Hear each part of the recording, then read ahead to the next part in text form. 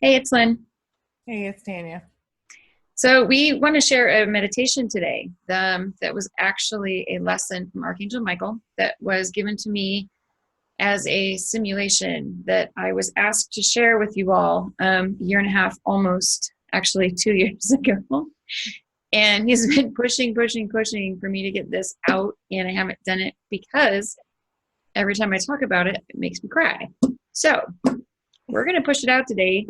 I'm going to hold my breath, and this might be really embarrassing, but we're going to do it anyway. So Tanya's going to tell you why. Well, a lot of the clients that we work with and the people that are in our groups actually are having, the divine feminine are having issues with why they have to do the work, why they're clearing blocks, this, that, and the other. So basically, I went in and I asked the tough question. Basically, why? And the main thing is a quote from God himself. Is that he said, if a child doesn't know the ways of the world, or a child does not know the ways of the world unless they are taught. And as a divine feminine, we are supposed to lead these divine masculine home.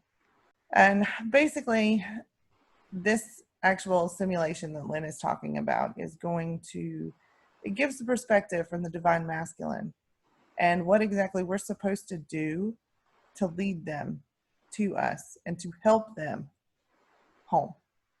Because in all actuality, we're going to have to technically hold them by the hand and lead them in the direction that they need to go. Because most of the time, divine masculines, they don't go looking for this information. So it's up to us to kind of lead them from the 5D to where we want them to go. Us divine feminine, we go getting all this, we go get spiritual assistance, or we're getting readings, or this, that, and the other. That is actually helping us. They don't have anybody teaching them the direction that they need to go. Mm-hmm. So. Okay. So I went in, this actually was a really long meditation. This is going to be a little bit long, you guys, but this is an entire simulation. I'm going to break it down.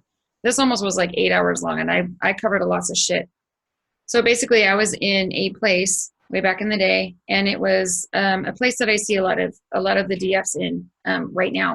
A lot of the people that we work with get stuck in this place, and we don't really have a way to understand how we're supposed to move forward or why we're in the position we're in. So Michael, in true form, Michael bitch slaps me left and right with, boom, I'm going to give you a way that you're going to understand this, and this is what this looked like. So here's what happened. I took my twin up into 5D, and it was Michael, God, and then our teams, right? So Ascended Masters, whoever you have, but they're like all on the left, right? God, Michael always on the left, my team, his team, and my twin was standing right next to me.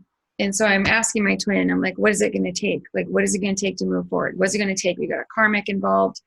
I'm doing everything that I can. What can I do to help you? I don't understand why we're not moving. I'm just spewing about this doesn't fucking make sense. Because I am busting my ass to clear. We have entities involved. We've got dark. We've got a karmic. We've got all this shit. And we're not moving. Like, I'm busting my ass to move forward. And every time I move forward, I feel like I get drugged 10 feet back, right? So I'm losing my mind. I'm like, okay, enough already. Like, I just want to move forward. And I know a lot of you guys feel that way, right? I trust me, I've been there.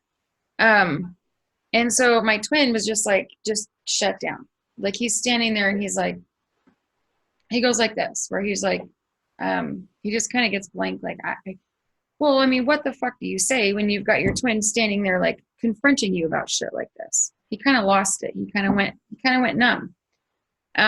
So I'm looking at Michael and I'm looking at God, and I'm like, why are you guys not piping in? Michael and God always pipe in. They always have something to say. They always have a guidance. They always throw something out there. They're dead quiet. I'm like, something's not right. I get more and more pissed. And I'm like, you know what? You are a DM. You are out of 8 billion people on this planet, We were brought together for a reason. We are both immensely powerful. We have everything within us and everything outside of us with resources, with help. I mean, there's no reason that we can't get through this. So why are we so fucking stuck? Right? I mean, I'm losing my shit. I'm like, you are so powerful that, this is how I see you. I believe in you. I don't understand how you can't get past what doesn't serve you. I don't understand how I'm not helping you. Like what, I'm like, blah. And I'm starting to kind of lose it because nobody's helping me. Michael's not saying anything. God's not saying anything. And so I'm standing there and I was like, what is it going to take for you to feel how much I love you? Right? I love you that much. What is it going to take for you to feel it?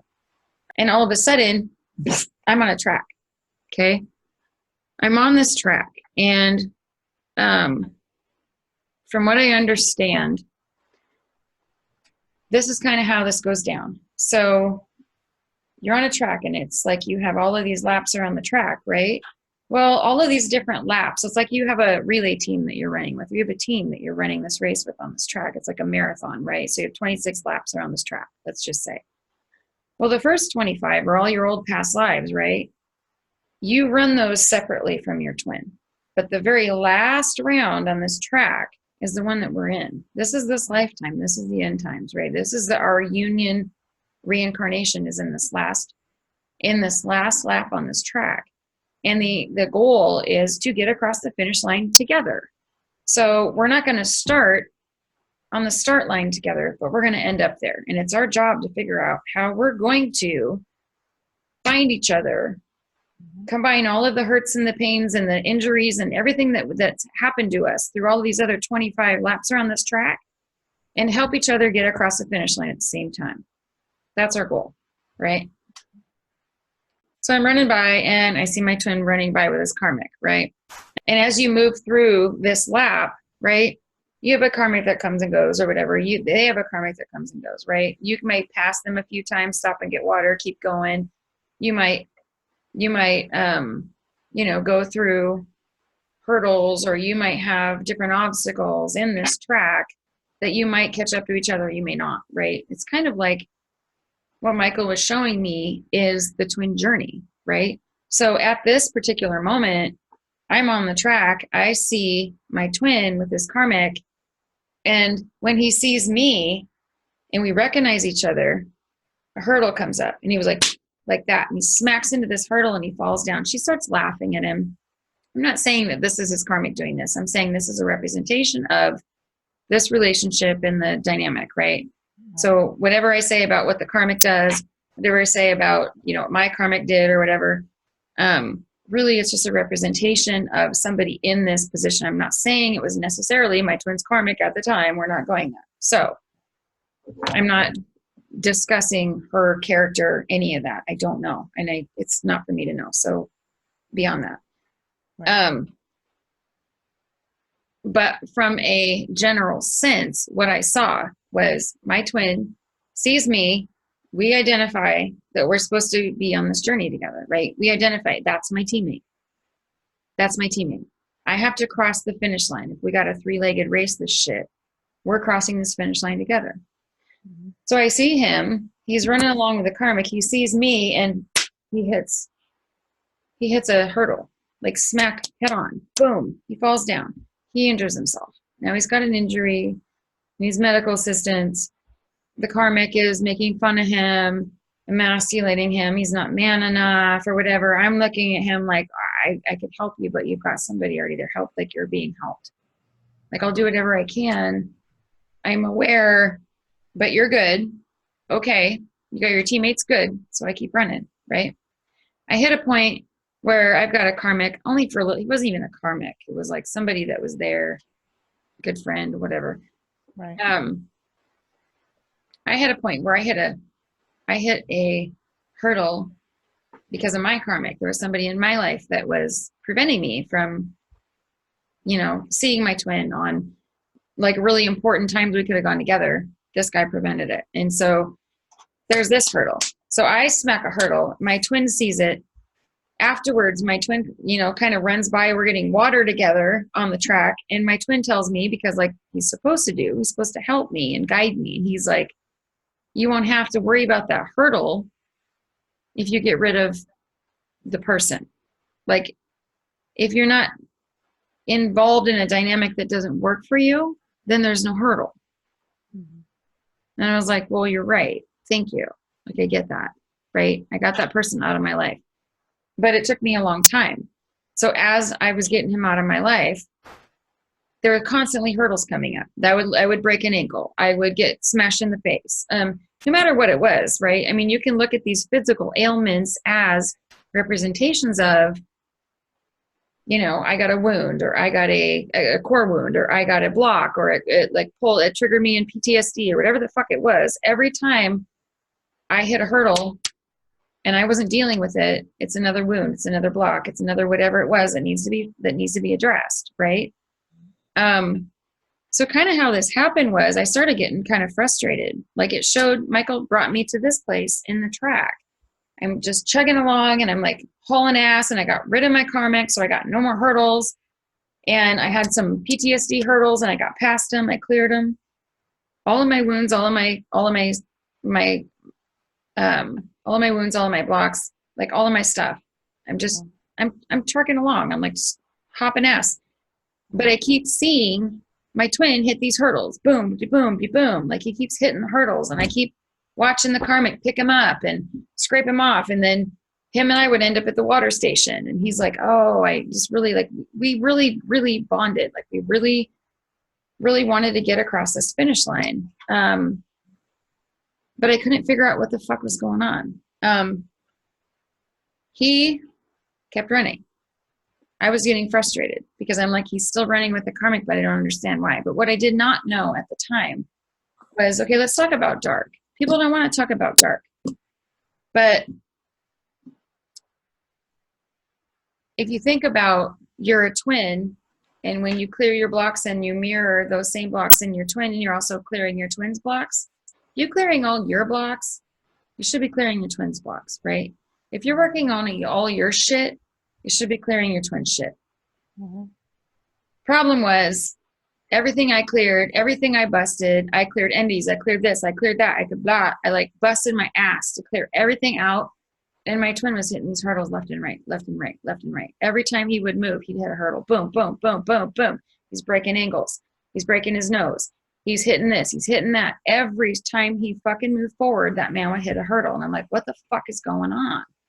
Right. I see the finish line right there, but we're spinning around in circles, and I'm getting frustrated. Right? I'm getting really frustrated. So what kind of happened, it was like kind of at the end, I didn't realize it, but every time, starting a couple of years back, dark, okay, so you've got all these wounds and you got all these blocks that can create hurdles. Dark's like a sniper in the forest, right? Dark's like a sniper from the side that's going to shoot you in the head while you're aiming for the hurdle. So if the block isn't there, the sniper's going to take you down. I mean, they're insidious. They're sneaky fuckers. Like, you don't see them coming. They don't advertise that they're there. They just take you fucking down, right? So my twin keeps hitting these hurdles, hitting these hurdles, hitting these hurdles. I realize it's dark. I clear the hurdles. I clear the hurdles. They bring bigger hurdles, bigger hurdles. So what happened was, at the very end, I'm seeing the finish line, and I'm like, why am I headed for the finish line? I'm like almost done with all my shit. Why is he still way the fuck back there with her? Like, what's going on? Really, what's going on? And I was really frustrated about it. I'm like, you know, fuck it. I'm just going to like run across the end and like, hopefully he's going to stand there and hopefully he'll show up. But it doesn't work like that. It's almost like a three-legged race where you have to cross the finish line with your twin, or you're done. Like, it's, you cross the finish line or you don't finish. I mean, you cross the finish line with your twin or you don't finish. Mm-hmm. So I'm looking at him and I'm like, what the fuck? I'm standing at the finish line and I'm looking back at him like, dude, whatever. So I'm like, all right, I'm going to keep trotting forward, and I'm going to do whatever I can to help him. I'm giving him advice on, well, you know, if you hit this hurdle, the next time, like jump this way if your ankle was swollen from the last fucking hurdle.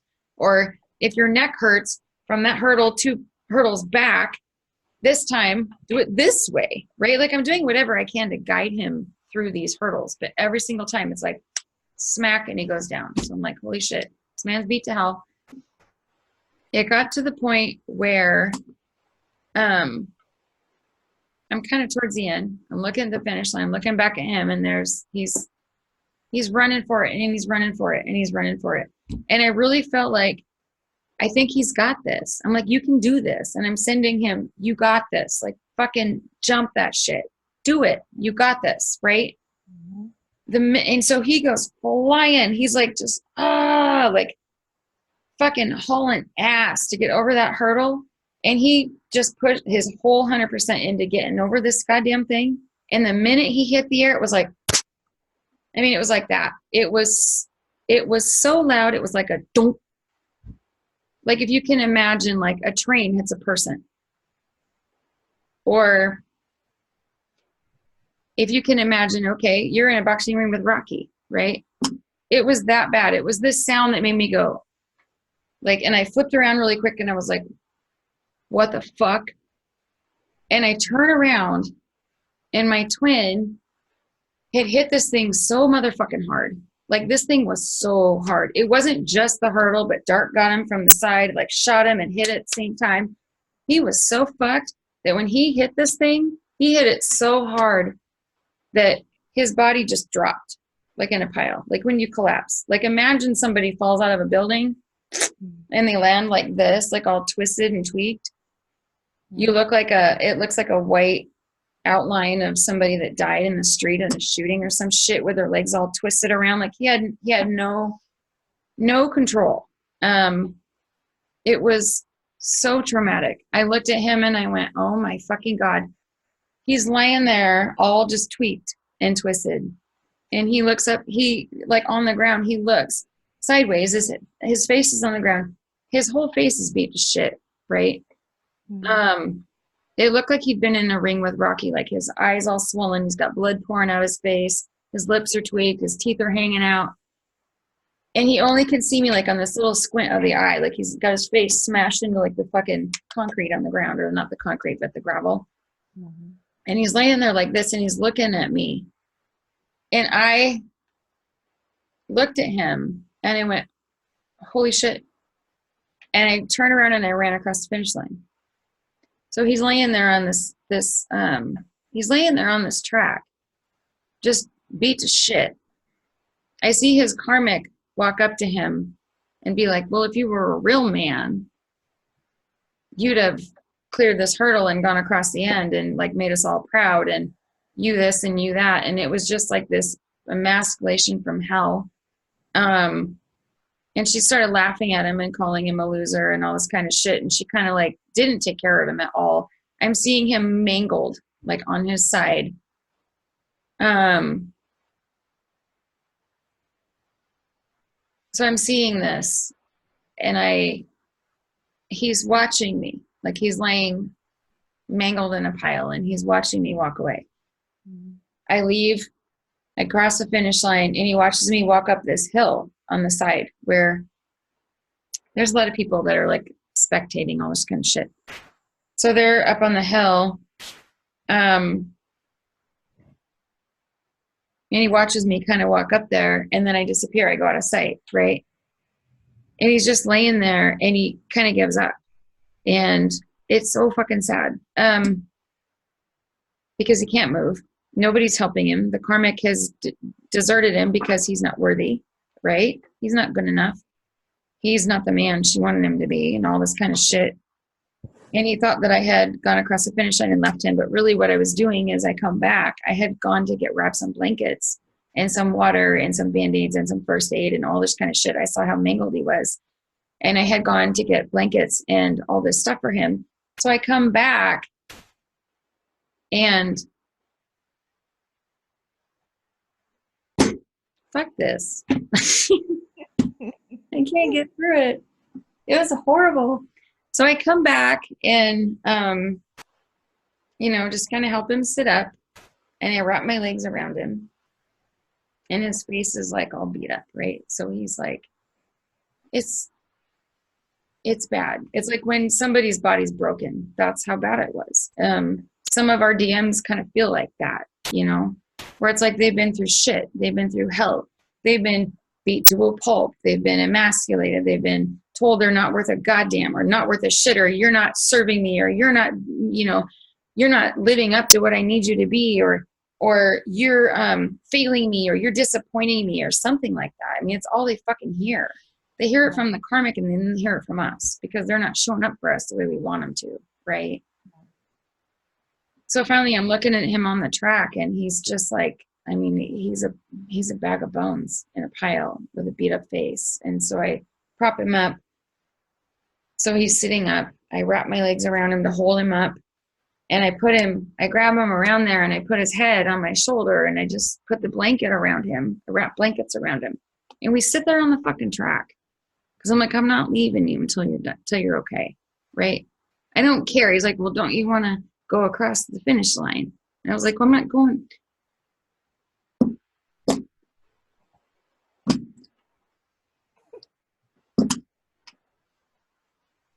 Fucking A. Usually the rocky part that gets me. Fuck. I said, I'm not going anywhere without you.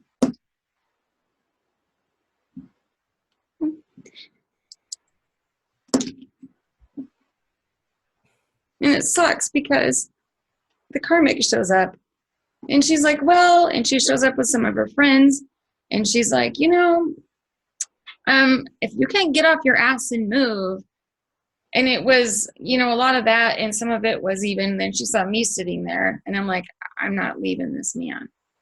I'm not leaving this man. So why don't you go have your fun with your friends and whoever else is fucking important to you, and he'll be fine. Like, don't worry about it. You're obviously already not. So just go have your night, right? I got him. Okay? And if I have to, I'll bring him home to you in the morning, but I want to make sure he's fucking okay. Like, I was pissed. And so she's like, and she went off and did her fucking shit with her friends, and they're like, meh, meh, meh, all the way out the fucking track. And I was just like, you got to be kidding me, right? And so I sat here and I wrapped my arms around him, and we sat there. And the thing was, I mean, this was like a marathon, right? It's kind of like everybody's in the twin communities, like first wave, second wave, third wave. Everybody's supposed to go through. They took all of the fucking shit down. They took the timers down. They took the flags down. They turned all this fucking shit down. It's 3 a.m, and I'm still sitting there in the dark with nobody around, with my twin wrapped around me. I'm like wrapped around him, like, okay, when you're good enough, we'll get up and we'll get you home, right? And it took hours. It took a long, long time. And he's like, why don't you just go ahead and go? I'm like, because this isn't my journey, it's our journey, right?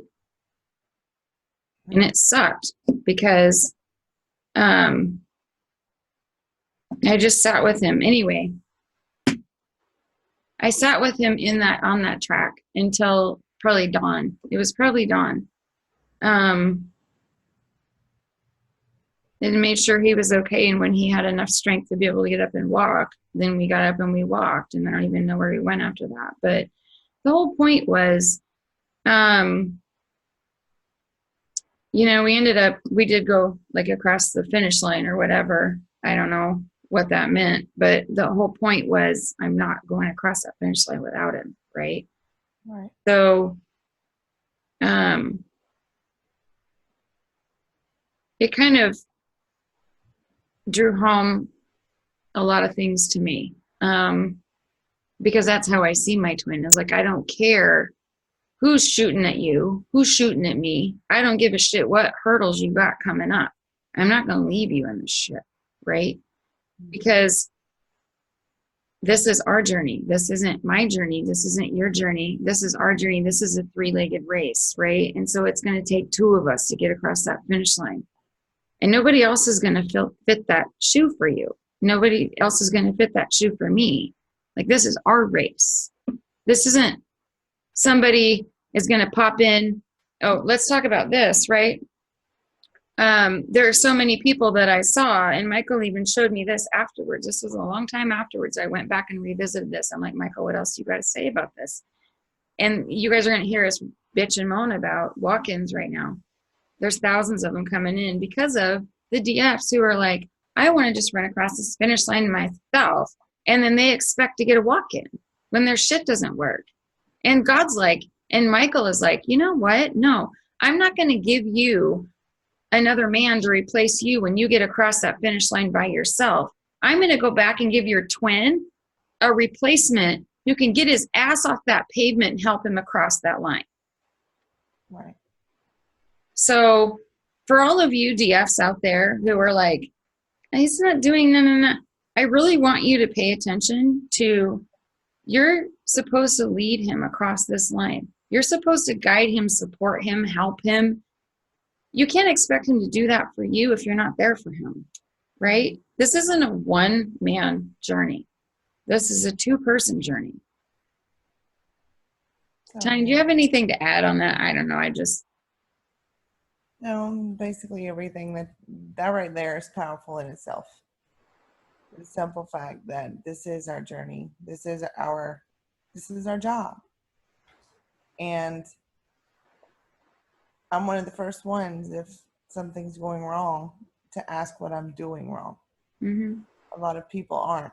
And they're too worried about, like you said, why he's not showing up, why he's not doing this, why he's not doing that. Well, if you're sitting here and you're beating him bloody, and then everything else is beating him bloody too, you can stand there at that finish line and wait for him all you want to. If he's broken, then he's not going to get up and he's not going to help you. Just as Lynn said, she saw her twin in the simulation giving up. He was done. He was just laying there until she went back to help him. And that's exactly what this is supposed to be about. The unconditional love of helping your twin get up on his feet and walk across that finish line with you. Even if it's limping, at least you're together. At least he's across that finish line with you. A lot of these DFs are leaving them behind. Yeah. Expecting them to catch up. So. Yeah. Mike likes to kick me in the ass. That was a pretty good one. So please support your twin. I mean, right. if you guys are struggling, there's a reason for it. Something's missing. They need some help. You need some help. If you think that the easy way out is a walk-in, it's not going to be like you think it is. It's not. Because your job as a DF is to lead this whole journey, like to lead your DM home. In other words, you need to really be doing your work.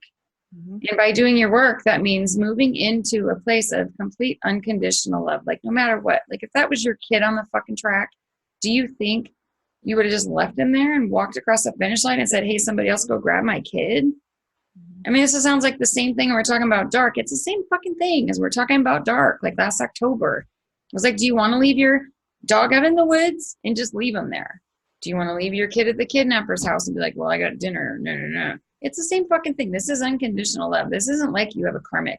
This isn't like some guy you dated for a while. This is your fucking twin. Right. So treat your twin with the same unconditional love that you have for your children. Move into faith, trust, love, acceptance, allowance, all the universal laws, acceptance, allowance, attraction. I mean, all of this. It's really just loving them so much that you love them more than you love yourself. Right. Or as much as you love yourself. Right. So, if you guys are stuck, one thing we can tell you is that the minute you doubt them, the minute you are afraid of anything that they're not going to show or they're not going to stick around. I mean, whatever it is, all these little crazy, like negative fucking patterns and all this shit that's in your head, that's dark. If you listen to that, you're going to put the brakes on your journey. Mm-hmm. If you listen to that, your twin's picking up on it. And every second that you're feeling that way, you're sending that to your twin, which means now he's going to put the brakes on. He's going to fear. He's going to doubt. We harp on this constantly, me and Tanya, with the people that we work with in our groups, harp on it constantly. The only way you're going to make progress is to move into mastery, move into unconditional love, faith, love, trust, and put yourself and uplift your twin in a position where you can actually move forward. Right. So I hope this helped. I'm sorry it was long and it was like emotional, but Michael really likes to kick me in the ass when he really was trying to make a point. So that's what I get. I thought I'd share it with you. Well, thank you for sharing. Yay. Okay. Right. Well, Okay. have a good night. Bye. Bye.